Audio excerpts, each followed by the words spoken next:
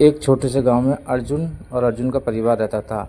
अचानक उसकी शादी अंजलि से हो गई और दोनों हंसी खुशी से रहने लगे।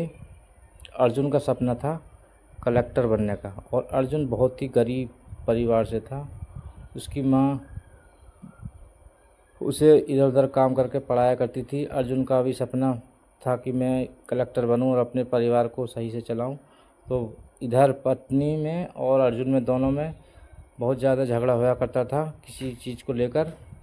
तो बीच बीच में उनका तलाक तक नौबत पहुंच गई। तो अर्जुन ने अपनी पत्नी को तलाक दे दिया और वो दोनों एक दूसरे से बिल्कुल अलग रहने लगे। तभी अर्जुन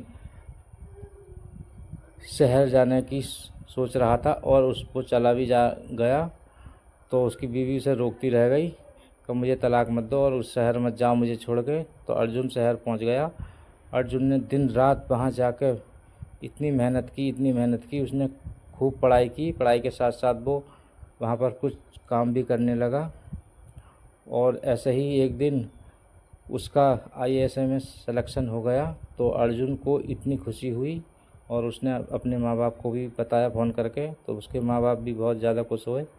तो अर्जुन को जब कलेक्टर बनकर गांव वापस लौटा तब पूरा गांव उसे देखने के लिए दौड़ा कि ये नई गाड़ी कलेक्टर की किसकी आई है। तो अर्जुन ने सबसे पहले अपनी पत्नी को देखा कि मेरी पत्नी कहाँ पर है। तो वो उसकी पत्नी बकरी चरा रही थी रोड पर।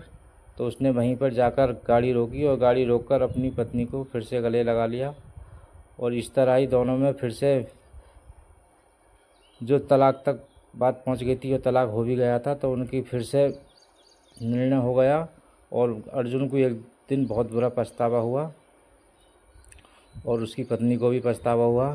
तो उसकी पत्नी कहती है आप मुझे माफ़ कर दें, इस टाइप कि मैंने तुम्हें गलत समझा, मुझे माफ़ कर दो, तुम बदल गए हो, मुझे तुम पर गर्व है, क्या हम फिर से शुरुआत कर सकते हैं नए जीवन की। तो अर्जुन अपने गांव पहुंचा। गांव में जाकर के सारे गांव वाले उससे हाथ जोड़कर कहने लगे बेटा इसी तरह से आगे और बढ़ते रहना, तुमने हमारे गांव का नाम रोशन कर दिया, हमें गर्व है तुम पर। तो भाई ये बात आपको कैसी लगी? मेहनत इतनी खामोशी से करो कि सफलता शोर मचा दे।